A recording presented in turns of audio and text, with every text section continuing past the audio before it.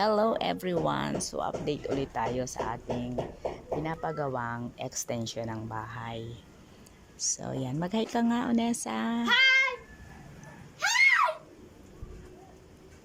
Yan, bumili tayo ng 2 kubiko ng buhangin. And then 200 na hollow block. So ito nga pala guys, na-finish na dito sa isang part, sa isang gilid.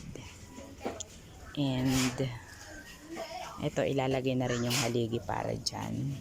Sobrang ulan kaya hindi makapagbubong. So, kung ano lang yung pwedeng magawa kahit maulan. So, ang pinagawa ko is yung, yan, yung kusina. Yung extension ng kusina. Pinalagay ko na yung hollow blocks.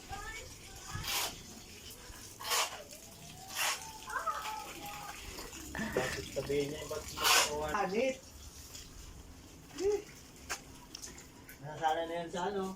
Sa